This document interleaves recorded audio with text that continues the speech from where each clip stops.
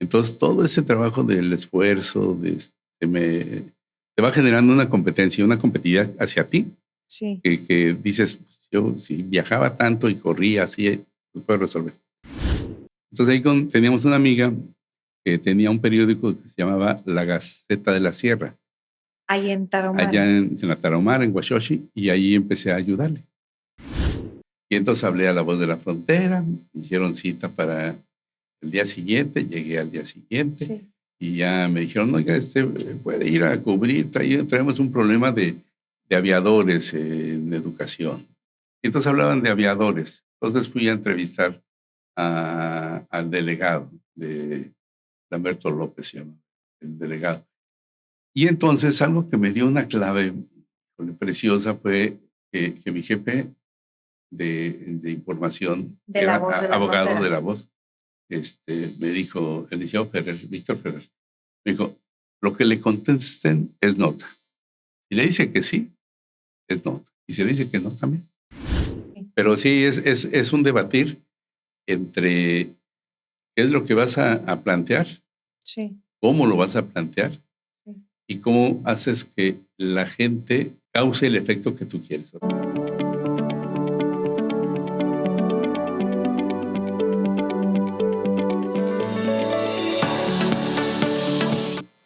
Hola, ¿qué tal? Bienvenidos a este su espacio. Espero que el favorito dentro de toda la programación que hacemos aquí en Al Aire BC, que se transmite en sus dispositivos en las diferentes plataformas de este canal regional a través de la casa productora de SIG Productions, y estamos en las instalaciones justo de los estudios de SIG Productions, y yo les agradezco muchísimo su tiempo, su atención, sus comentarios. Suscríbanse a nuestras páginas tanto de Al Aire BC como Diana Rubalcaba de YouTube, porque así es como nosotros permanecemos con ustedes para que estos espacios se sigan dando a conocer, sigan promoviendo historias fascinantes como la de hoy. El podcast de nombre La historia detrás del personaje se complace en tener ahora a un gran personaje, y no solamente famoso y reconocido en esta ciudad de Tijuana. Él es un periodista muy, muy, muy famoso entre los que sí saben de pluma. Es también un escritor que recién acaba de tener a su bebé, un nuevo libro del cual vamos a estar, por supuesto, platicando de toda la riqueza que nos trae en unas cuantas páginas, y vamos a saber todo lo que ha tenido que pasar para llegar a donde está. ¡Antonio Era! ¡Eh! ¡Tienes porra! Muchas gracias, Diana. Un placer, un honor, Diana, estar contigo. Y aparte hay que contar al público que con 43 años de experiencia aprendiste de los grandes maestros también del periodismo. Pero, ¿qué te parece si comenzamos con la historia, ¿no? Para que cronológicamente les vayamos llevando a la gente. ¿Por qué decidiste ejercer precisamente el periodismo? ¿Qué es lo que te llamó? ¿Cómo eras de chiquito? ¿Cuáles son las características, a lo mejor tus debilidades y fortalezas? Porque todo influye para que hoy seas como eres. Sí, sin duda todo se remite a un barrio de la Ciudad de México, el barrio de Santa Julia, un barrio bravo, barrio popular, hijo de un carpintero y una cocinera de hospital. Sí. Con una formación de tercer año de primaria. Entonces fuimos la primera generación que estudiamos, pero vivíamos en el barrio, y mi papá, pues sus lecturas eran era Alarma, el Alerta, ¿no? Sí. Y mi mamá, por fortuna, veía televisión, pero dejaba que nosotros, cuando tuvimos televisión, dejaban que nosotros viéramos nuestra programación, mi hermano mayor y yo. Sí. Entonces, mi primer regalo como tal fue cuando se lo tomé a mi hermano prestado. Yo estaba ya en la secundaria, y fue un libro, una antología del poeta Miguel Hernández, el Fondo de Cultura Económica. Y yo leía y leía e imaginaba, y entonces empecé a leer la historia del poeta, y después mi hermano se dio cuenta y llegó un día con un libro, 5 libros, que me regaló, entre ellos Carmen, los hermanos Karamazov, y me dijo, toma, para que te Porque se pongas a dio leer. cuenta que te apasionaba la Empezaba a lectura. leer. Sí, y ahí empecé. Entonces empezamos con las aventuras de Tom Sawyer, empezamos a leer ese tipo de cosas. Y mi papá, para tratar de solventar la situación de su realidad, la realidad de mis papás, íbamos al mercado, íbamos a la plaza y de regreso al puesto de periódicos, pues me compraban todos los cuentos, todos los fanzines que se le ocurrían. Entonces ahí empecé a leer. En la secundaria me fue muy bien, la parte escritural siempre me ha gustado, la gramática. Fui segundo lugar nacional de un concurso de gramática en la secundaria. Entonces eso me fue llevando hasta que entré a la prepa. Y ahí en la prepa, con un grupo de amigos, fundamos nuestro primer periódico. ¿De la prepa? En la prepa, se llamaba El Hormiguero. Era precioso. Era precioso. Era precioso. Era precioso porque era ¿Qué un tenía de formato. precioso? Ahorita te voy y me van a dar la razón. Es un formato como tabloide. Ok. Impreso y todo. Impreso, ¿no? Pues Un periódico ¿cómo impreso. crees? Sí. Y además se llamaba El Hormiguero. Entonces, porque estaba en Azcapotzalco, con la Ciudad de México, pero un día nos imprimieron en algún negocio ahí y el primer número, Sí. X. Y después un compañero dijo, yo tengo un tío que puede imprimir el periódico. Órale. Y ya pues dijimos, híjole, pues hay que buscar. ¿Dónde está? En la colonia Morelos. Pues órale, ¿dónde? En la calle Penitenciaría 27. Ignorantes. Dijimos, pues vamos a la Morelos, vamos a Penitenciaría 27, vemos una casa, un portón enorme. Y llegamos y está nuestro amigo, entra, dice, preguntan por Arsacio. Sí. Tu tío no estaba, y me dice, no está mi tío, pero espérenme porque está en la pulquería. ¿Pulquería? Y dijimos, nuestro editor. Pues, dijimos, bueno, pues esperen, pues así desencantados. Sí. Dijimos, bueno, ya. Llegó Arsacio y nos pasa, era un señor regordete, como unos 65, así como que había sido luchador, y en efecto había sido luchador. Okay. Y nos pasa un pasillo en la casa, y en la parte de atrás había un taller. Y en ese taller abre otro portón y hay una imprenta, una máquina impresora. Wow, y entonces empezamos a ver, no, pequeño, o sea, este cuadro, o sea, más o menos. Y empezamos a ver que sobre las paredes había cuadros, y había libros y había cuadros. Y ver al señor con Ernesto Guevara, con Fidel Castro, con Camilo Cienfuegos, con... O sea, ¿dónde estamos? Sí, con Silvio Rodríguez, con Pablo Milanés. Y dices, ¿quién es? Bueno, el señor es Arsacio, ya murió, Arsacio Vanegas Arroyo. Sí. Nieto de Antonio Vanegas Arroyo, editor de Posada y de Manilla. ¡Ay, wow! Entonces... Estaban con la historia. Con toda la historia del mundo. Sí. Entonces ya, cuando nos dimos cuenta, decimos más chiquitos de lo que éramos, ¿no? Y entonces dijimos, oiga, ¿pero más emocionados? Todo. ¿O más nerviosos por todo lo que implicaba estar con una personalidad? Emocionados y nerviosos ya después, cuando íbamos camino a casa. Sí. De ver la dimensión en donde estábamos. Claro. Y entonces él nos hacía el periódico, entonces le ponía plecas y le ponía ilustraciones de Posada y salía precioso el periódico. Sí. Salimos como 8 números hicimos en la Blanco prepa. y negro todavía. Blanco y negro, sí, todo. Pero papel periódico. Papel periódico. ¿Y el contenido? Lo hacíamos nosotros. Sí, pero bueno, ¿cuál era las secciones? De cuestiones de la escuela, ya estábamos en cuarto semestre y ya algunos íbamos despuntando qué íbamos a hacer, qué queríamos hacer. Sí. Había sección literaria. Sí. Mucho estábamos enfrascados en lo que era el movimiento sindicalista del Colegio de Bachilleres.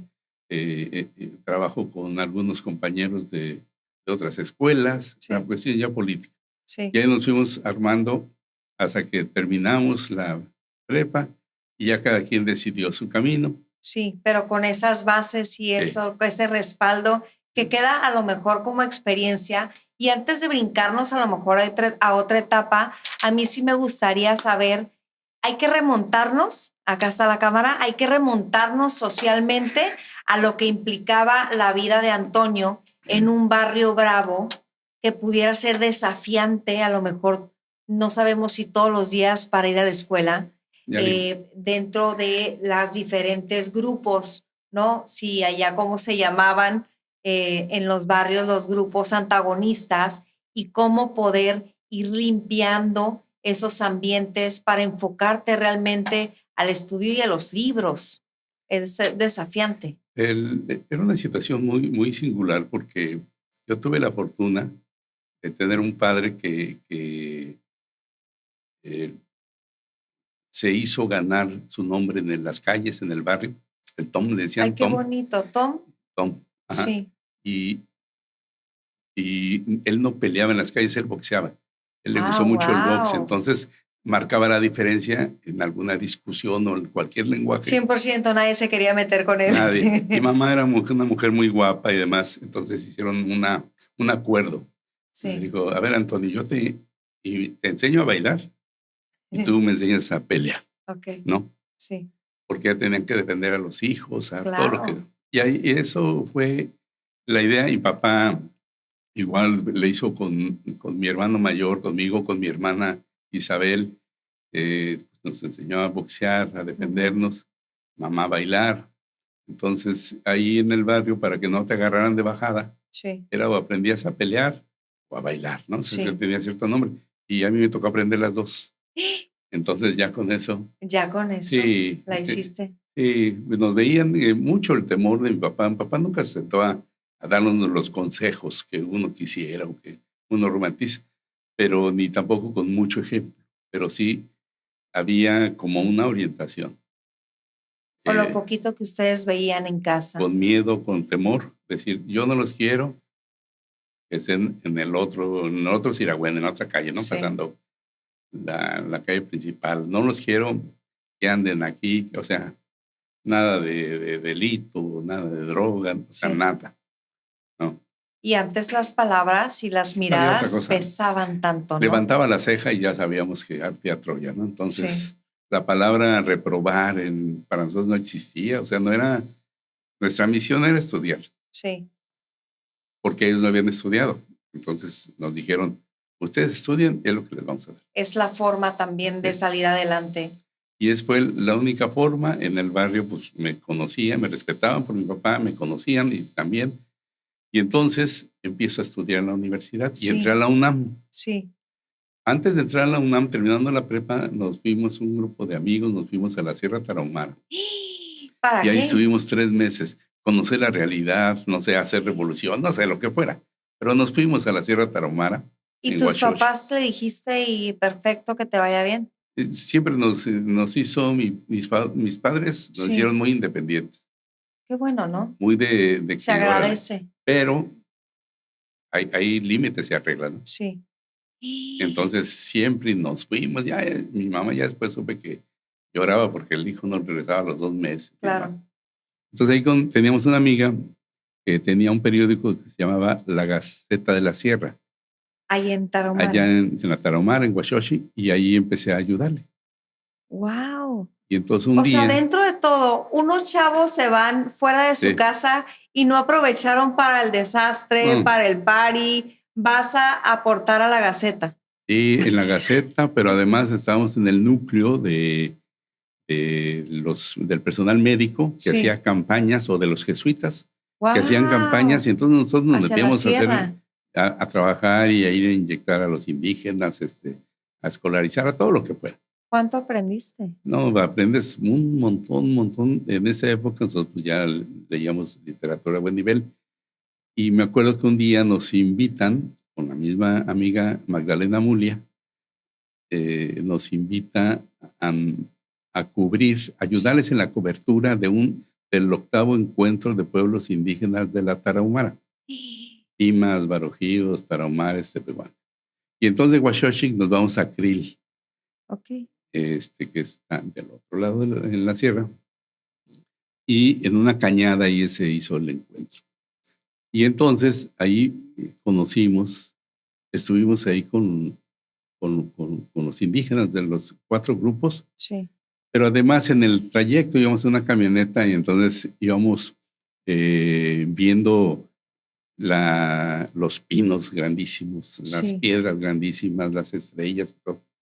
Y entonces en mi mente estaba Antonín Artaud, de los poetas malditos, hablando de la tarahumara. Entonces, imaginando esas cosas. Haciendo relación tanto del libro como de lo que tú estabas viendo. Entonces, eso era aprendizaje, todo era aprendizaje. Sí, aprendizaje. 100%. Ya cuando llego de regreso a México, ya estaba una carta de la UNAM diciendo que me habían aceptado en la carrera de sociología de la UNAM. Wow. Dije, perfecto, vámonos. Ya le dije, mamá, ya empecé a estudiar. Ya regreso. Oye, pero ¿cómo les avisabas? Porque no había teléfono. No, había telégrafos. Telégrafos. Había telégrafos y de repente alguien iba a México. Oye, te encargo si pasas con mamá. Sí. Ahí le avisas. Y entre las mamás pues, ¿cómo éramos no? 4. Entonces, ¿con qué razón lloraba? Sí. ¿No? Sí, pensaba que nos íbamos a quedar allá. Sí, en esa época en Chihuahua, estamos hablando del 77. Estaba sitiado la sierra. Le decían la furia gris a una policía estatal, estaba el ejército. Y el trabajo que hacíamos nosotros era un trabajo más social. Okay. Y la otra estaban recordando con Raúl Hernández, amigo, compadre mío, que vive ahora también en Mexicali, que la primera vez que estuvimos en la sierra, nos invitaron amablemente de la guarnición militar a salirnos de la sierra. ¿Cómo? Sí, pues. ¿Les recomendaron de la manera más amable? Sí, porque nosotros no teníamos vela en el entierro, pero íbamos a las campañas de vacunación, íbamos a las campañas de no sé qué, a todo lo que se oyera íbamos. Pero tampoco tenían maldad. Pues no, íbamos a ayudar. Pero para ese entonces los que tenían maldad, como siempre hasta la fecha, son los gobiernos, ¿no? Los soldados, los policías. 100%. Entonces, aunque se vistan, de manera diferente son los mismos. Y entonces ya nos regresamos. Sí. Yo empecé a estudiar en la UNAM. Sociología. En un tronco común donde estaba sociología, periodismo, relaciones internacionales. Historiadores. Y entonces, a la mitad de la carrera, bueno, el cuarto semestre, quinto semestre, llegué un día bien contento con mi mamá. Sí. Y ya había encontrado yo más o menos por dónde iba. Sí. Le dije, mamá, quiero hablar con usted. Dice, a ver, ¿qué pasa, hijo? Digo, me voy a cambiar de carrera. No. Y avanzado. Y quiero estudiar periodismo. No, me dijo mi mamá. ¿Cómo crees? Dice, te vas a morir de hambre. Bueno, más bien por la economía, por tu desarrollo, por el poco futuro a lo mejor que tu mamá le veía.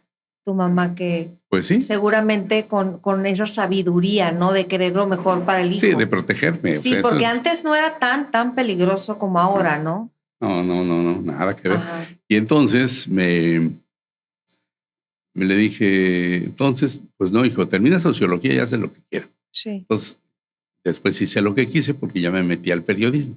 ¿Pero sí terminaste sociología? Sí. En la UNAM, pues, que también te abre un panorama, ¿no? Estuvo... Todo. Sí. Mira, nosotros las bases. Hacemos un trabajo diferente, no tan sensacionalista. Sí. Y en mucho fortalecemos el trabajo periodístico por una cuestión metodológica. Sí. Y nos remitimos es medio aburrido, pero bueno, se llama epistemología, teoría del conocimiento. Y entonces la epistemología dice que todo conocimiento parte de un hecho. Sí. Que tiene un entorno social, político, histórico, y en la cuestión ideológica que a mí me ha tocado estar, también tiene que ver con la dialéctica. Sí. Entonces, cuando yo hago una nota, normalmente no es una nota sino entonces tengo que partir del hecho, no de lo que dijo el político, el empresario, no. El hecho, ¿qué es lo que está hablando? ¿Hacia dónde va? Sí. Y entonces ahí hago un desglose. Me tardo más, pero para mí lo hago mejor. Sí, o sea, 100%. Para mí, ¿no? Y es por eso que has tenido tu sello y la gente lo sabe al leerte, al escucharte, porque sabe perfectamente que te vas a la raíz, a la causa y a la historia. Sí. Y entonces eso, en los últimos, con algunos compañeros estuve trabajando, me pedían apoyo. Y el último que dije, no, ya, aquí es con Jorge, ¿no? Jorge, mi sobrino. Sí. Y entonces... saludos a Mexicali, que es ahorita tu tierra. Sí, es mi tierra. Además que estamos hablando de... 34 años es mi tierra. Yo lo defino muy bien. Algún día me preguntaron, ¿en Mexicali recién llegaba? Sí. y había una animadversión a la gente de la Ciudad de México. Entonces me dice un trabajador del Instituto de Cultura, entonces una reunión, me dice, ¿eras a quién prefieres? ¿A la Ciudad de México o a Mexicali? Y hijo, ya había como cervezas de por medio y dije, dije, bueno, ¿qué te digo? Imaginemos que México Sí. es mi madre, es mi mamá, Sí. y Mexicali es mi mujer. ¿A Oh, quién wow. prefieres? Pues no me pongas en esta disyuntiva. Entonces, a las dos las amo. Cada quien tiene sus características, sus huellas también que van dejando y su propio rumbo, ¿no? Su propia historia. Oye, luego, ¿a qué edad te casas? ¿Dentro de la universidad o ya hasta que saliste? No, mi hijo Marco Antonio, que es el primogénito, él nació en el 81 Sí. y yo salí en el 82. Ah, ok, todavía estabas estudiando. Y es que cabe mencionar que dentro de la carrera de periodismo, entonces, agarra rumbo a Mexicali y es cuando, pues aquí te vuelves, pues, una sensación, cuando empiezas así dejar huella, así dejar tu nombre, ¿no? Sí, ¿Fue difícil? Sí, muy difícil. En Mexicali muy difícil al inicio. Pero yo venía de estar en el último año de la carrera, Virgilio Caballero, que fue mi primer jefe como periodista, le dieron la dirección de noticias de Canal 13 hasta el sur de la ciudad. Y yo estudiaba en Acatlán, que es hasta el norte de la ciudad, ya en el Estado de México. Entonces teníamos la ventaja de que ahí en el Canal 13 había o hay un comedor. Sí. Y ahí comías muy barato. Entonces yo me tenía que cruzar e irme en camión, pecero, lo que hubiera. Sí. Y me echaba como 3 sueños y 2 horas, 3 de camino. Sí. Entonces todo ese trabajo del esfuerzo te va generando una competencia, una competitividad hacia ti. Sí. Que dices, pues, yo si viajaba tanto y corría así, lo puedo resolver. ¿No hubo momento en que quisiste desistir por todo lo que implicaba? Sí, sí. Y fue cuando me tocó trabajar como asistente de Virgilio. Tenían un programa, uno de televisión, uno de radio, en XCB, la B grande de México. Sí. Y Onda Política se llamaba. Y entonces ahí es que había... de todo te acuerdas, también tu memoria es admirable. Y ya me falla, no te crees. Pero bueno, ahí te va. Pues llega una edad en la que ya todo empieza a fallar. Nos juntaron los años, de repente nos dimos cuenta y el pelo ya empezó a hacerse más delgadito y a tener como queso gruyere. Pero había 2 figuras que para mí han sido señeras en el periodismo. Bueno, 3 en el caso de Virgilio, que murió hace 5 años, siendo diputado de Morena. Uh-huh. No sé por qué, pero bueno, habrá. Pero había dos comentaristas. Sí. Eran Manuel Buendía, sí, y el maestro Miguel Ángel Granados Chao. Wow. Entonces, al ver esas figuras, al ver esos comentarios tan documentados, tan fortalecidos, decías, pues, ¿qué hago, no? Sí. ¿Qué voy a hacer en eso? O sea, necesito una formación. Sí, qué difícil. Y entonces dije, sí, pero bueno, tengo 23 años y la voy a hacer. Pero también llegó un momento, Antonio, en que hay que decirle a los jóvenes que antes también se podía practicar el periodismo solamente por experiencia. Lo practicabas. Bueno, practicabas periodismo porque ibas a redacciones o escribías. Ahora hay muchos compañeros que en su vida han escrito una línea, que no han estado en redacciones, no han estado en espacios así. Tú empezaste conduciendo. Oye, no, espera, ¿no te rompían las notas? A mí me rompían las notas, o sea, no tienes idea. Yo, obviamente, aparte, un poquito Virgo, un poquito perfeccionista, un poquito a la antigua, un poquito cuadrada. Yo trataba de enseñarla o mostrarla hasta que después de varios intentos para mí y que me rompieran las notas y yo, ¿cómo crees? Fíjate que nunca fui víctima, sí presencié cosas así, nunca fui víctima de eso, porque me hubiera muerto, o sea, no sé qué hubiera hecho. Pero sí, yo veía trabajo de compañeros que terminaban en el sexto, ¿no? Decías, no, o sea, no. ¿Por qué? Porque era el verbo preciso, era la construcción de la frase, Era la oración que empezaba, el gancho en la entrada. O sea, son muchas cosas que ahora lo ves.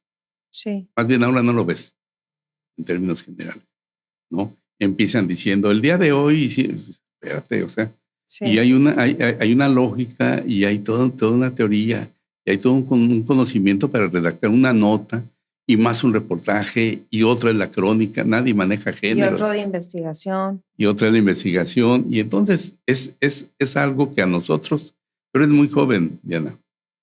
No, Bueno, empezaste chiquita. No, la verdad es que me mantengo por el Botox.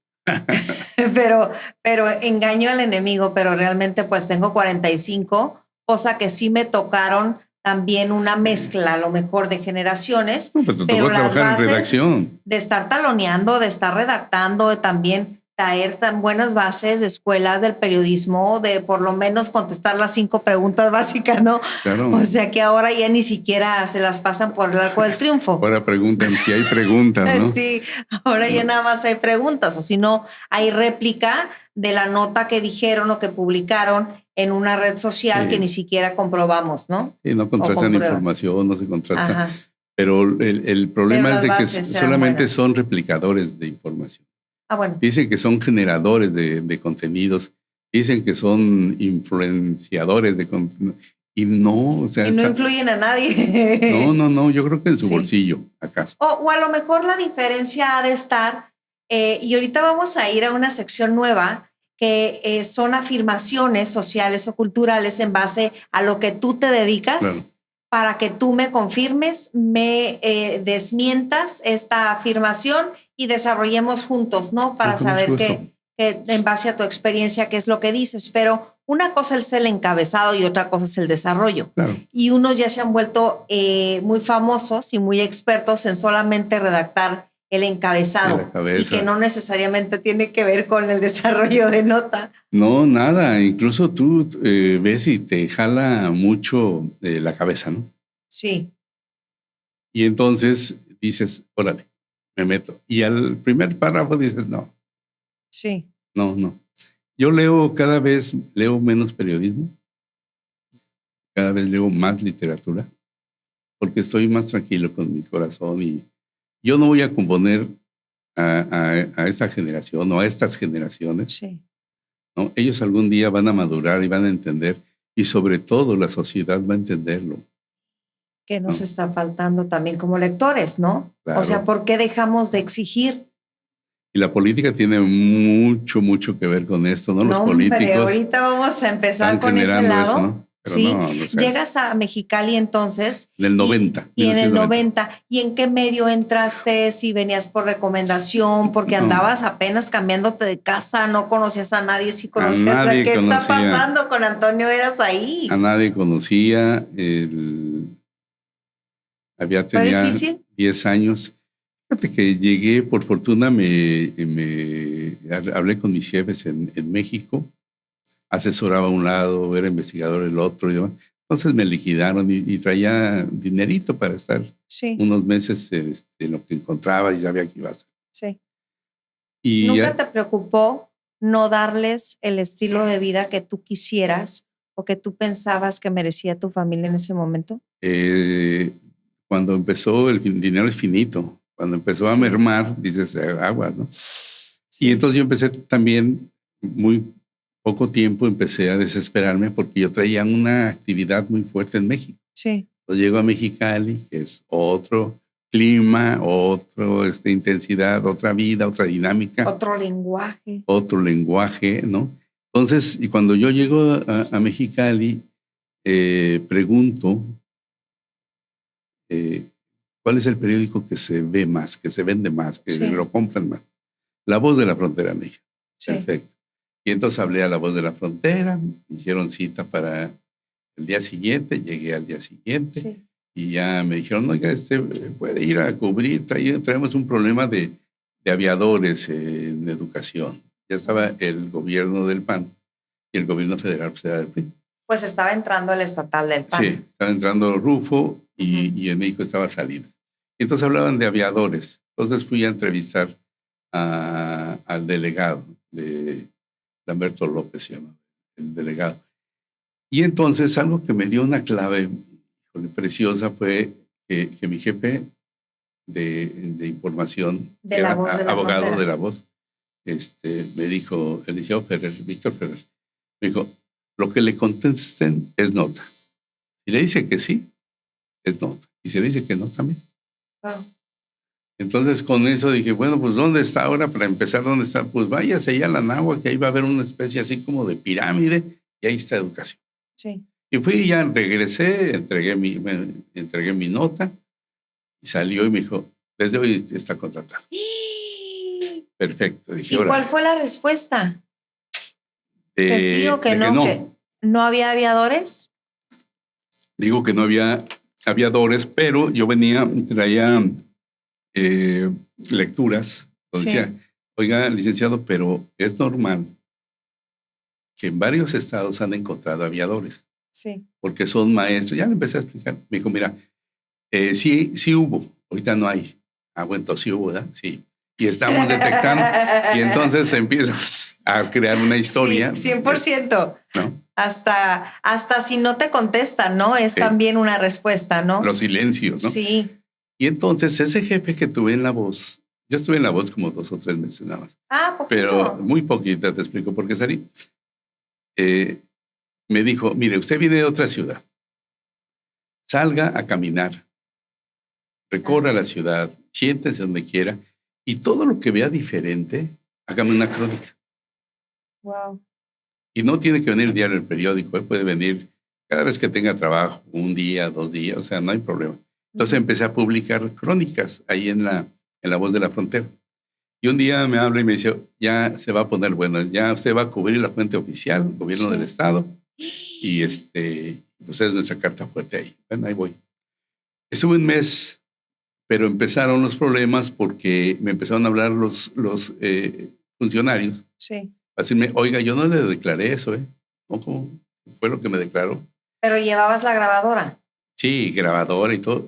Pero ellos se peleaban porque decían la cabeza, ¿no? Una cabeza bien kamikaze, pues, ¿no? Sí. Y en una nota sí me la voltearon. Entonces le dije, y ya llegué con mi jefe, le dije, no, así no puedo. Ustedes traen una cuestión editorial, ¿no? Y demás, pero yo acabo de llegar, no conozco a nadie, me estoy dando a conocer. Yo firmo las notas, es mi nombre. Ah, en edición la cambiaron. Sí. Ok. Pues así tampoco se vale, ¿no? Entonces, no. O sea, o cuéntenme cómo está la jugada para tratar de yo sí escribir lo más apegado a los intereses de la empresa y yo saber si me quedo. En eso ahí soy muy respetuoso. Si yo me voy con una empresa y me contrata y tiene una agenda, una ideología, una línea editorial, órale, yo sé si me quedo o no. Es que lo está diciendo muy diplomático, pero pues yo lo voy a traducir de manera, ¿no? O sea, si alguna empresa tiene algún interés económico, algún interés político, algo así, pues al final de cuentas tú como empleado tienes que respetar también. Sí, si me quedo ahí, sí. Sí, es porque, si te quedas ahí, ¿no? Es porque sabes perfectamente la línea y la editorial. O ha habido empresas que me han contratado con el respeto, la idea de palomear todo lo que yo presento. Siempre y cuando esté fundamentado, ¿no? Con libertad. Sí. Radios, televisoras, que me han dicho, sí, tienes libertad, pero nos vas a meter un problema, ¿no? Contrario. Y como todo lo respaldo, sí, pues no tengo ningún Pues es que nunca se ha discutido ni tu profesionalismo ni tu ética. No les gusta lo que dicen, pues, pero yo qué culpa tengo pero si la realidad es otra. Pero eso no quiere decir que no sea verdad. Sí. Que no. O sea, ¿cuál es la responsabilidad de Antonio Heras de sí informar la verdad y qué tanta libertad hay actualmente para que les llegue a los lectores y a todos los ciudadanos en general una realidad? Mira, tenemos un problema sobre todo porque nosotros tenemos ahora, de hace 20 años, fundé una cosa que se llama Lindero Norte. Sí. Y ahí estamos y ahorita ya Jorge Heras es el encargado es el dueño de esta plataforma digital. De encabezar los esfuerzos. Todo. O sea, yo Pero tú también participas, yo te he visto ahí. Hago trabajo en la casa, alguna grabación, comentario y demás. Trabajo para el periódico La Jornada en la Ciudad de México. Ellos tienen una agenda y un interés muy marcado. Sí. Entonces... ¿Y ahí qué tal te va? Bien, porque yo manejo mi agenda personal. Entonces yo propongo temas. Cuando me proponen temas con un sentido, no lo hago. Ay. Sí, es que te dicen, entrevista a Diana Rubalcaba sobre la importancia del día en Tijuana y cómo le hace ella para cruzar o no cruzar. Y te están dando la respuesta. Entonces, no, pues a lo mejor le pregunto y a ver qué me dice. Sí. Entonces, es eso. Y como uno ya es viejo en esta parte, Sí. entonces yo les digo, ahí está, cuando quieran, yo ya no estoy. Entonces, Y bueno, ahí sigues. Y ahí sigues sí, aportando a la jornada a nivel nacional. sí, en el periódico. Y sobre todo que necesitan sí cobertura de la frontera, ¿no? También. Sí, y aunque allá en la Ciudad de México piensan o se tiene la idea de que las redacciones, de que el periodismo que hacemos en los estados es como de segunda. Okay, ¿Por falta de investigación?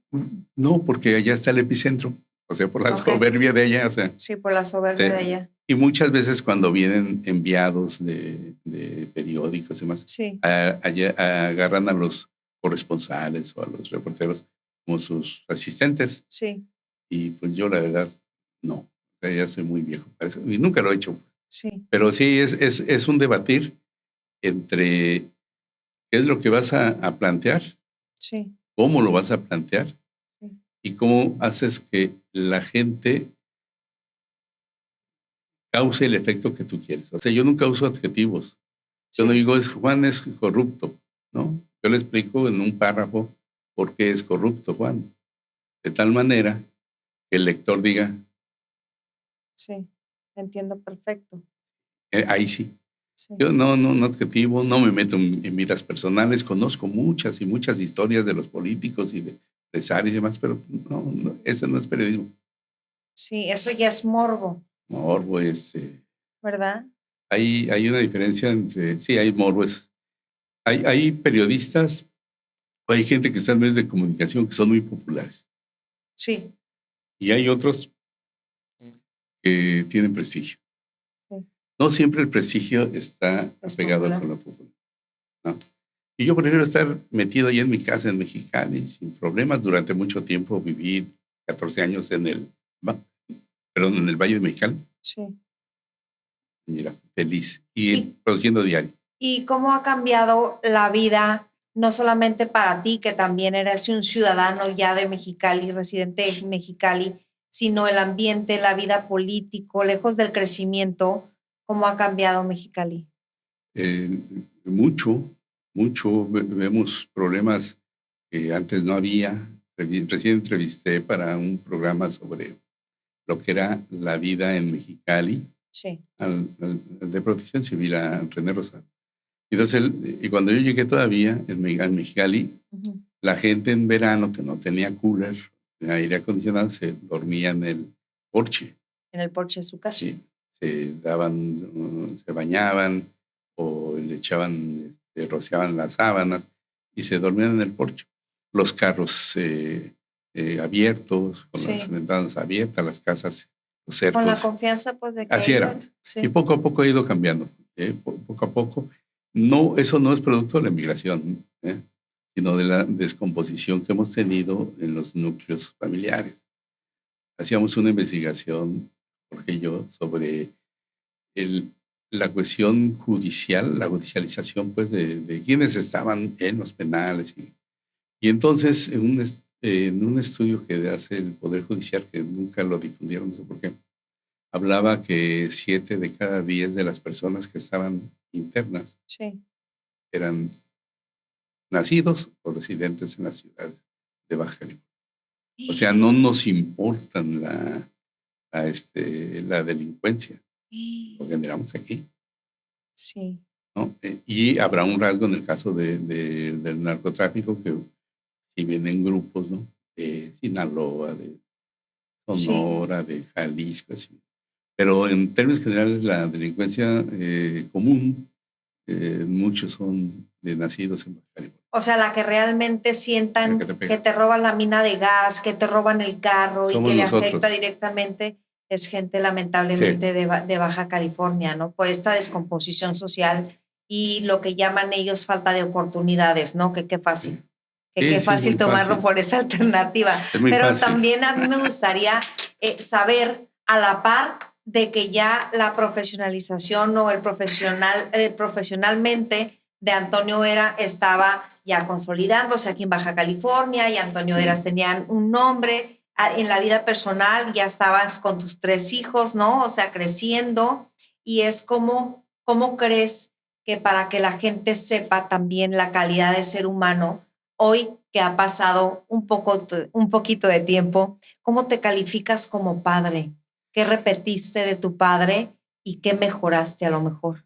Bueno, como padre yo me considero uno de los mejores. ¿Sí? Siempre he procurado estar atender a mis hijos en términos de la aportación, la proveeduría. Muy bien, o sea, eso creo que no ha habido problema. Mi vida, durante mucho tiempo, mi vida fue de vivir al día y pensar que a fin de mes tenías que pagar los recibos, la hipoteca, todo eso, Sí. los colegios. Bajo presión. Sí, sí, porque tampoco el periodismo te deja Sí. mucho, que digamos, ¿no? Sí. Entonces... Tu mamá tenía razón. Sí. Tu mamá tenía razón. Sí, pero a pesar de eso me ha ido muy bien porque normalmente trabajo en 1, 2 o 3 lugares, ¿no? Okay. Entonces ya juntamos el dinerito, muy bien, mis hijos, muy bien, me fui 4 años a México, regresé, cambiamos de la industrial a la zona este de la ciudad. Lamentablemente hace 12 años por ahí, nos divorciamos y bueno, y ahora me fui al Valle, regresé, vivo otra vez cerca del barrio donde llegamos, ahí en la industrial. ¿Qué fue para ti regresar? Todo, o sea, todo, ¿Sí? todo. Pero además sí, porque además es extrañar el bullizo, el ruido. Yo soy urbano, pues, de la Ciudad de México. Pero sí, del barrio Bravo. Y me había ido al Valle de Mexicali y era feliz. Sí. Y esa casa, estoy enamorado de esa casa. Pero en 2019, Diana, sí. me dio un infarto cerebral en agosto. Sí. Y en septiembre me dio un infarto del corazón en la Ciudad de México, que fui a la graduación de mi hija, de Frida, que estudió teatro allá. Y estuve un mes en México, ya hasta que me pusieron un stent, me volvieron a poner, me pusieron otro stent ya en Mexicali. Y entonces el cardiólogo me dijo, no puedes estar viviendo solo y lejos. Tienes que venirte al área urbana, cerca de un lugar donde haya sala de hemodinámica, cerca de tu familia o algo donde puedas responder. Y entonces así, por eso ya soy otra vez en Mexicali. O que no te queden con tan larga distancia, ¿no? Mira, sobre todo cualquier cosa. En diciembre del 23 estaba en la casa, iba a ver a un médico, estaba desayunando, me levanté, desayuné, lavé los platos y me senté a revisar qué tenía que hacer. En la mesa estaba viendo agenda, además dije, bueno, tengo que ir al médico a las 11. Sí. Y me levanté según yo, pero cuando abrí los ojos ya me proyecté hacia una pared y tengo una escultura y me rompió la frente, los dientes, me desplomé. O sea, te debilitaste. Así, o sea, no me fui desvaneciendo, no me desvanecí, me desplomé, me caí. O sea, salí de la silla y de la mesa y fui a dar a la sala. Y ¿Y tú solo? Yo solo, los lentes, antes quién sabe dónde se médico. quedaron. No, nada, y los lentes no sé dónde estaban, y entre el teléfono y demás vi que una de las llamadas era de mi sobrino, de Jorge. Sí. Y le hablé. Entonces eso fue a las 10:30, 11. Uy, wow. Jorge habrá llegado como a las 12:30. No. Pues porque está en el Valle. Sí, y entonces me estaban atendiendo a las 2, 3 de la tarde. Pues, ¿Y ese retraso no implicó médicamente mucho? No, por fortuna, bueno, llegué y me pusieron sueros y me superalivianaron. Y ahí entendí que de los 4 años y medio que había transcurrido el infarto, había hecho una ingesta excesiva de medicamentos que me generaron una descomposición física, afectaron mi motricidad, se consumieron mi masa muscular, ¿no? Y entonces, a partir de ahí, del 24 para acá, todo ha sido atenderme, ir a fisioterapia, ir a yoga, ir a todo. Es ya que no, yo creo que si todo. no te pasaba eso, nunca pones Sí. atención en ti.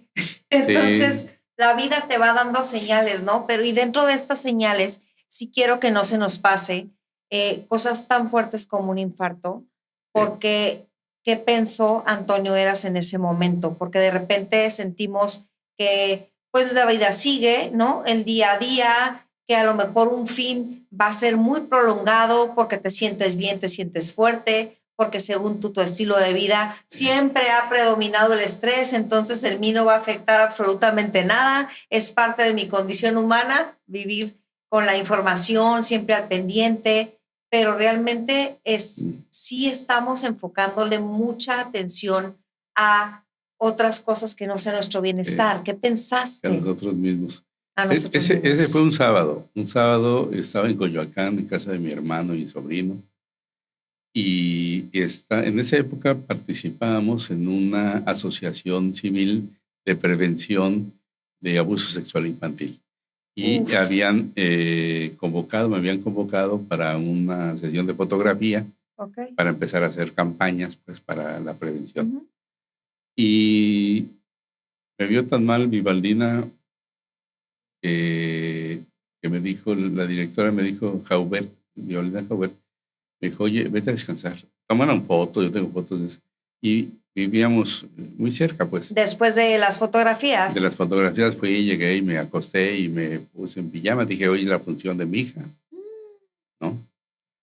Y entonces me sentí mal, le hablé a mi hermano, él estaba en otra recámara, le dije, regálame, no sé, alguna pastilla. Entonces sí me dio, me dice una o dos, no, pues dame dos. Y me acosté y al rato me volvió a hablar esta amiga y me dijo, oye, ¿cómo te sientes? Digo, me siento mal, todo el cuerpo lo siento mal. Dice, vete a un hospital. Sí. Entonces, ¿Pero qué era mal? O sea, nunca antes lo había sentido. No era el dolor del pecho, no era el dolor del corazón o el brazo, era una sensación de rareza en todo el cuerpo. Ya no empezaba a carburar, me dice mi hermano, oye, te voy a llevar al hospital. Dice, ¿a cuál te llevo? Le digo, no. Y me dice, cámbiate. Ya hablé con mi hijo, o sea, con mi sobrino, me dice, cámbiate. Y andaba ya en pijama. Está listo, dije, bueno, al rato me baño y vámonos a la función. Y se los juro, me metí a la recámara que me tenían asignada ahí en casa de mi hermano y me cambié, pero de pijama. Me puse otra pijama.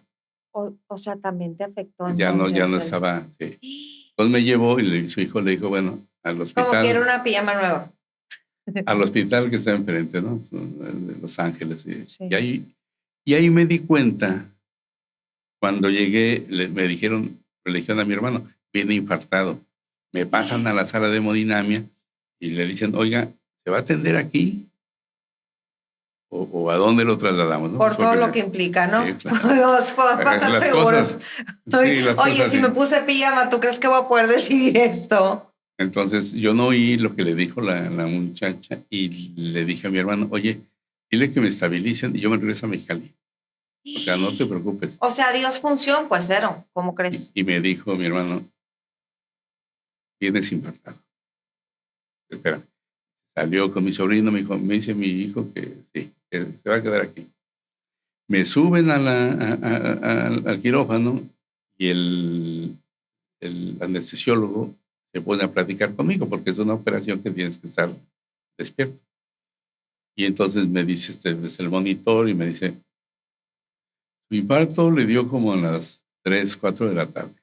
Son las 7 de la noche. O sea, tiene 3 horas con infarto.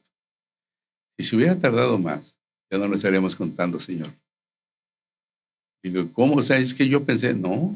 O sea, tuvo la fortuna de que lo atendió inmediatamente. Al límite del momento exacto. Entonces dije, y ahí tiene que cambiar mi vida, ¿no? A fuerza. ¿Y qué cambió? El enojo, los reproches, la ira, o sea, todos esos defectos de carácter que te vas juntando, sí, ¿no? Supuestamente por el ejercicio, que andas estresado y demás. No, ya ver las cuestiones diferentes, tengo otra oportunidad de vida. Sí. Dios me ha dado 1, 2, 3 más, entonces ya. Todo lo que tienes que hacer es hacer las cosas mejor. Ya no me peleo con nadie. Sí. Trato de aprenderme, tanto en el Aprender de aprendizaje ti. como de agarrarme a mí mismo, ¿no? ¿Y te ha gustado en lo que te estás convirtiendo ya Sí. con todas tus experiencias? Sí, mucho. O sea, la versión Antonio Era 2025 está Remasterizado, renovada, pero así, pero en down. pero se disfruta más. Más, porque estás contigo. Sí hubo cuestiones culturales que tenían siempre estar apoyando gente, siempre estar ayudando. Ese ya no lo hago. Ya No lo porque hago. no te salga de tu No. corazón, sino porque también desgasta y tienes que ponerte a pensar en ti. Y luego estás pensando más en ellos que estás pensando en ti. Y luego llega gente y te pide apoyo y demás, y al rato ya no le das y ya eres el malo de la película. Entonces, ya no, ya. Y es que para terminar esta etapita que me está encantando, pero nos da para, yo creo que miles de podcasts con Antonio Eres, imagínense nomás todo lo que tiene que compartir de criterios de la vida misma y poder enriquecernos, ¿no? Con comentarios e intercambio de ideas. Él es muy generoso. Pero de todo lo que ha pasado. A mí sí me gustaría saber qué le puedes decir a los jóvenes que precisamente buscan una personalidad o se han hecho bajo una personalidad tan perfeccionista, tan exigentes consigo mismos, o a veces culturalmente a los hombres no se les permiten, ¿no? Ni equivocarse, ni verse vulnerables, y es el momento que puedas contagiarnos. Y es una situación muy difícil porque nadie te pone la etiqueta de fuerte. Nadie. Tú te la pones solita, ¿no? Por cuestiones culturales. ¿Por qué? Porque no reaccionó X, Y o Z y tú te asumes. Pero yo soy cierto que lo más importante es hurgar en uno mismo, conocer sus limitaciones, conocer sus virtudes, si las tenemos, ¿no? Sus errores, y decir, bueno, yo tengo, este es el espacio que tengo, este es mi cuerpo, es mi espacio y demás, y puedo hasta aquí. Pero eso no quiere decir que mis responsabilidades, si son mayores, las tengo que descuidar, tengo que cumplirlas, pero con mis límites, a mi tiempo, en mis momentos. A veces pensamos que somos seres superiores o que no podemos equivocarnos, y se vale equivocar, pero enmendar. Y reconocer. Sí, lo reconoces, pero enmiendas y órale otra vez, ¿no? Yo creo que en mucho parte, Diana, es una manera de estar bien con uno mismo. Encontrarse, ver que hay momentos de reflexión particular. Y la vida tiene que vivirse en un ritmo nuestro, no en el ritmo de los demás. No en el Pero de a la veces ciudad. la sociedad te va empujando, ¿no? Sí. Con las exigencias mismas del ritmo acelerado. El problema es cuando tú te asumes en esa dinámica, ¿no? Porque puedes estar, sí, en esa dinámica que te genera la ciudad, la sociedad, pero en resistencia, ¿no? Y sabiendo que este empuje que me está dando va al vacío. Yo no me quiero ir al vacío. Ahí sí tengo que contenerme. Sí. Y entonces mucho hablar consigo mismo, muchos silencios, mucho pensar en uno, pensar por sí, ver a la gente que te rodea, la gente que está contigo, la de veras, Sí. y hacer una criba para que se quede la gente que se merece quedar. Y porque nosotros como seres humanos nos merecemos todo, todo, todo, y siempre debemos de generar. Sí. Generar económicamente, generar afectos, generar todo. No podemos estar como vegetales, ¿no? Esperando que vengan las cosas. Y eso ha cambiado. Pues cambiando un poquito de tono, vamos a meternos un poquito a política, lo cual me encanta la idea porque cada vez están adelantando más las campañas, cada vez también tanto los políticos son de otro perfil y a veces parece que regresáramos, como la sociedad a veces no exige o exige pero no participa. Entonces, socialmente, políticamente, ¿cómo ves a Baja California ahora a comparación de antes? Y en general, ¿no? La política, la práctica, las formas, los tiempos han cambiado de manera revolucionaria. Han cambiado, sí. Mi formación académica generó ideológicamente una definición. O sea, yo soy gente de izquierda desde que tenía 18 años, 17 años, 16 años, de izquierda. Convencido. Sí, y en México no ha habido gobierno de izquierda. Ni el de ahorita. No, nada que ver. Sí. Cuando me preguntan algo así, digo, a ver, díganme 5 políticas públicas pensadas desde la izquierda. Y no. Lo más cercano podría ser el transporte violeta, ¿no? Estas cosas. Pero de ahí en fuera todo es una reedición de cosas que ya vivimos. Un rediseño. Sí, y un marketing, ¿no? Un cambio de narrativa. De Echeverría, en la época de López Portillo. O sea, eso sí, sin duda. Y no quiere decir que esté mal, pero no es de izquierda, o sea, nada más. Entonces, cuando se asumen así de izquierda, dices, bueno, qué bueno que lo hagan. Me da mucho gusto. Pero ¿cómo está Baja California? Mira, yo cuando llegué a Baja California lo vi como una tierra promisoria, lo sigue siendo, pero la vi como con un crecimiento impactante en los 90. Monstruoso, que industrial. Sí, muy bien. Sí, no, decías, puta, o sea, sí. Nada que ver con otras ciudades, otros estados. Pero empezó a una descomposición política muy, muy fuerte. ¿Por qué? ¿Cuál fue el origen que viste tú y detectaste? Es algo que estamos viviendo ahora, que no había competencia política. Antes había nada más designación. Sí, era el PAN designaba y ahora es Morena y designa. O sea, es exactamente lo mismo. Designa y al mismo tiempo se iba debilitando por el propio ejercicio del poder. Y antes así fue el PRI. Sí. Entonces, son esquemas muy parecidos donde yo pregunto, ¿hay partidos políticos en Baja California? Bueno, la siguiente pregunta es, ¿qué pensabas de la oposición? Pero tú me la ganaste porque esta mata todo. Es como la reina del ajedrez. Mira, por ejemplo, cuando yo estaba joven y era estudiante, peleábamos mucho porque hubiera un reconocimiento a la oposición. Y se pensó mucho en esta reforma electoral que hace Reyes Heroles. Incorporan y reconocen a fuerzas políticas de oposición, al PC, al PRD, al PRT, al PRD, Estaban haciendo el PRD, ¿no? Sí, pero nace el PRD ya después, pero fue el PC. Y Valentín Campa, que fue uno de los grandes opositores, Eberto Castillo. Okay. Entonces, es como surgen las plurinominales. Sí. Con esa intención de que la gente de izquierda se metiera, incluso la de ultraderecha, que se metieran al escenario de la política nacional y entraran a cámaras y se podría diseñar un país mejor. Un poquito más plural. Sí. Y aparte para que las minorías estuvieran de cierta manera representadas, claro. ¿No? Y entonces ahora las quieren eliminar, ¿no?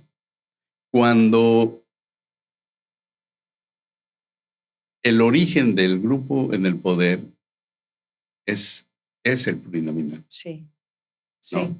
Entonces, al PAN le pasó lo mismo aquí los 30 años que vivimos con el PAN. Pasó lo mismo porque los políticos, los candidatos eran puros compromisos, eran muchos compromisos de partido, sí. Y dejaron de trabajar el partido. Sí. Y se iban mucho a nómina. Sí. Cuando hacían movilizaciones, se iban a nómina. Y Morena no hace nómina, lo que hace son programas sociales, entonces ve mucha gente. Entonces ahorita están afiliando afuera del bienestar, en oficinas del bienestar o del IMSS o demás. Pero es otra vez todo un problema. Yo me acuerdo por ahí del 2006-2007 que hubo una afiliación cruzada y el PAN necesitaba aumentar su número de afiliados y agarró un padrón que compartió a su vez con el PRD y entonces era doble, ¿no? Uh-huh. Decían los panistas Maruchan, por ejemplo. Sí, sí. Entonces, es que no es posible. Pero bueno, no tenemos liderazgos políticos. ¿Por qué crees? Porque a lo mejor por el desgaste, la imagen que se ha visto deteriorada, ¿no? Del político, pues nadie aspira a por un interés genuino del Sí, servicio, ¿no? en gran parte es eso, Diana, Ajá. es mucho porque los partidos políticos están en la cúpula, las cúpulas de los partidos, no les interesa generar cuadros. Ven algún liderazgo y lo van tapando, ¿no? O generan liderazgos artificiales. Sí. Entonces tenemos liderazgos artificiales en la Secretaría del Bienestar Estatal, en las federales y en la municipal, ¿no? Entonces, dices, no es posible. Pero bueno, es a lo que tenemos que enfrentar los ciudadanos. Y los ciudadanos tenemos que tener los ojos muy abiertos y decir, sí, yo apuesto por X persona o X partido, me parece muy bien, pero también tiene que volverse en un vigilante de lo que hace su candidato o su partido. No podemos seguir firmando cheques en blanco a los políticos, a los gobernantes. Sí. No se puede, porque han deshecho a Baja California. Estaba revisando hoy en la mañana un estudio de INEGI sobre defunciones en el país, ¿no? De 2017 para acá. Y la verdad, por ejemplo, si te vas al dato fácil, es que en el 2021, cuando deja Jaime Bonilla la gubernatura y entra Marina, es el año más violento que ha tenido Baja California en cuanto a homicidios. Estamos hablando de 3.600, 3.000, 10 años de Bonilla.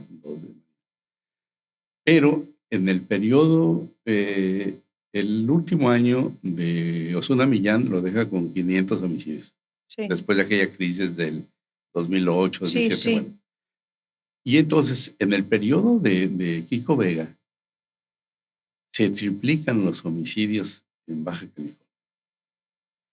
Y entonces dices, híjole, es un problema que tiene que ver, sí, la cuestión investigadora y tal, pero también la preventiva. Y también la prevención. Y también la educación. Y el también, problema está ahí. No, es que nos podemos... Oye, pero sí sabes que llevamos más de una hora de programa. No me digas. Entonces, ¿ya nos vamos o qué? Entonces, no, es que falta tu libro. Y falta la nueva sección. Confirma, descarta y desarrolla. Vamos a ver qué nos dice nuestro personaje de las siguientes afirmaciones sociales. El libro lo presentamos en septiembre aquí en el CEART, donde tú vas a estar. Sí. Va a estar tú, Carmen Escobosa. Sí. Va a estar Rosalía Gutiérrez. Va a estar Johanna Gilbaja. Wow. Es gente del medios, pues. Sí. Tu servidor. Entonces, ¿quieres que yo le voy moviendo con tu libro en las redes sociales y en plataformas, posteando portada, contenido, y luego, ya que se acerque un poquito más la fecha de septiembre, nos aventamos un podcast del libro? Sí. ¿Sí? Nada más déjame hacer el último comentario de la política. Uf, y ya nos vamos. No me digas eso porque en eso no le veo límite. No, ahí te va. Sí. Lo más importante para el ciudadano es que siga creyendo en la política. Que crea Pero en ella. ¿cómo creer con tantos actos de corrupción, con tanto nepotismo, siendo vigilantes, con tanto abuso de autoridad? Tú tienes la única herramienta para no estar, que es el voto. Tienes que cuidar y señalar a quienes se corrompen, a quienes hacen nepotismo, a quienes cometen ilícitos. No puedes dejarles pasar ya nada. Pero si hay personas que lo hacen y no hacen nada, o sea, te voy a estar revirando porque no, la gente bien. También al mismo tiempo, me imagino que en sus casas, donde estén viendo esto, también se hacen las mismas preguntas. Da impotencia, Antonio. Claro, y yo creo que los grandes problemas, la solución de los grandes problemas empiezan en casa. ¿Por qué? Porque ahí tienes tu núcleo y en tu núcleo puedes decir a tus hijos, a tu esposa, a tu esposo, a tu compañero, compañera, cuáles son las reglas de la casa.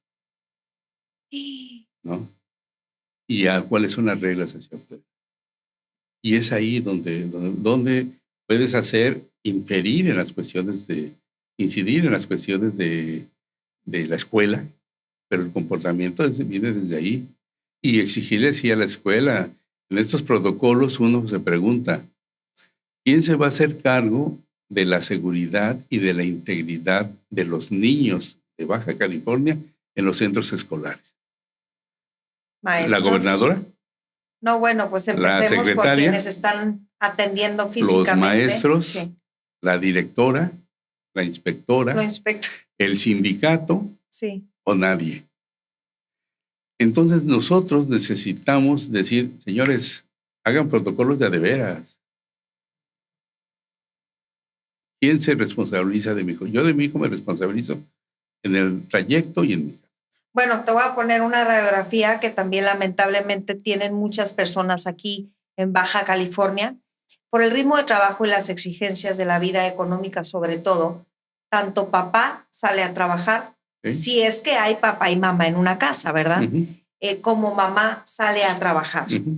Más de 8 horas. A veces los niños, cuando bien les va, los dejan en la escuela y ya los niños se regresan como sea y muchos viven solos. Entonces, ¿cómo orientar a los niños así tener estructura, así tener regla cuando no hay presencia? Que también ha de ser muy difícil y muy impotente para los padres que tienen que hacer eso, si no, no comen. Es cómo restablecemos el tejido social. ¿Cómo resolvemos cuestiones reales de supervivencia que no te los dan los apoyos sociales? Pero sí necesitas generar políticas públicas de seguridad, de convivencia, ¿no? Y si no, tu gobierno no sirve, pero tu casa sí la tienes que hacer funcionar, ¿no? Así, por muy cansada que llegues de trabajar, te digas con tus hijas, ¿no? Bueno, yo sí, como quiera. Por eso, pero la comunicación la ejerzo en todos lados. Pero ahí está, o sea, ese es uno de los puntos a los que yo me refiero. Sí. Por muy tronados que andemos, porque el día en la maquila estuvo fuerte. Yo a mis hijos les digo, yo no quiero caros chocolates, no quiero que se pasen altos. No. Esas son las reglas. En la mesa no se dicen groserías. O sea, todo esto es algo que le tenemos que estar enseñando a los hijos. Sí. Y los hijos a los nietos. Y no es una cuestión mágica. Pero tenemos que intentarlo, Diana. Tenemos que buscarlo porque ya vimos que el gobierno no resuelve ese tipo de problemas. Y entonces todo se lo echa la culpa a todo lo que quieras, a todo lo que quieras. Entonces dices, no puedes estar justificando de que ahora somos más felices. Y hay un dato que ya para terminar esta parte es, por ejemplo, en la incidencia delictiva de Baja California, sí. De cada 10 homicidios, 7.2 se cometen en Tijuana. 1 en Mexicali. Pero la percepción ciudadana de estudios del INEGI señalan que es más alta la percepción de inseguridad en Mexicali, con un 78%, Ay, qué chistoso. a la de Tijuana, que es con un 68%, y Culiacán está a la mitad. Entonces, entre la percepción que tienes y la realidad, hay un velo. Sí, hay cifras distintas. Entonces, no es posible, ¿no? Pero sí es posible porque así es lo que nos están planteando. Y entonces tú dices, bueno, en Mexicali de 900 y tantos muertos han cometido 92 crímenes, o sea, el 10%. Sí. Pero hay un asesinato y se voltea la ciudad, ¿no? Sí. Y en Tijuana ya normalizaron. Ay, no, eso no queremos. Eso es lo que hay que trabajar. O sea, tenemos que seguir diciendo que no es posible. O sea, no es posible. No es posible encontrar carros con cuerpos ni en Mexicali, ni aquí, ni en ningún lado. Entonces, ¿quién tiene que hacer el trabajo? Pues las corporaciones. Y todos, ¿no? Lo que nos corresponde. En la casa, lo que nos corresponde. O sea, si cada quien hacemos nuestro granito, yo no sé si la producción ya me ayudó a tomar material para temas de historias, de redes, porque ya vamos a dar sobre todo el último planteamiento y el cierre no sin antes agradecerte el tiempo, Antonio. Gracias, y sé que también tú te tienes que ir porque ya vas de regreso, ¿no? A tu capital del estado. Nada más la última pregunta que pudiera ser fuerte y tan profunda como lo queramos hacer. La esperanza se desgastó de tanto usarla. Se extravió. La esperanza se extravió y se volvió solamente un eslogan. ¿No? un eslogan, ¿no? ¿La política cambió o simplemente cambió la narrativa?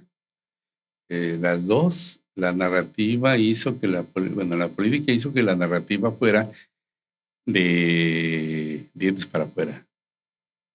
Vemos un ejemplo muy rápido, vemos mucho trabajo de apoyo Sí, para la prevención de delitos contra la mujer. Y tenemos el segundo lugar de feminicidios en Tijuana, del sí. país. Y el epicentro de la violencia feminicida está en Tijuana. Y la narrativa es que estamos bien, ahí estamos. Ya está el Instituto de la Mujer, está el Centro de Justicia de las Mujeres, está, sí, en los hechos seguimos teniendo problemas graves. ¿Los periodistas se creen dueños de la verdad? Sí, aunque el periodista es un aprendiz de todo y un experto en muy poco, pero sí. ¿Quién es el verdadero dueño de la pluma? ¿Quién es? Sí. Los medios, la relación con el poder y los periodistas que ejercen su oficio, su profesión con fortaleza. ¿Hay medios sin intereses? No, todos los medios responden a una agenda, a una línea editorial, a un interés que puede ser el más noble de la sociedad, al interés económico. O sea, eso, pues, sí, siempre hay interés. ¿Te arrepientes de algo? ¿Qué sería? Sí, me arrepiento de no haber dedicado más tiempo a mis hijos por el periodismo. Eso sí me arrepiento. Pero creo que al final de cuentas hemos salido adelante. Ganó la pasión. Sí, sin duda. Cuando dejamos la pasión, pues ya.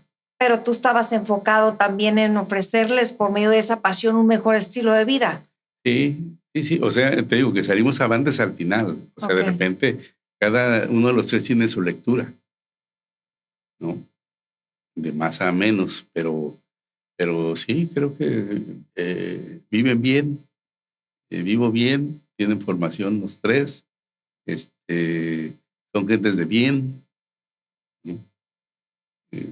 Uno trabaja en el gobierno, es burócrata, es comunicador, pero no le gustó el periodismo.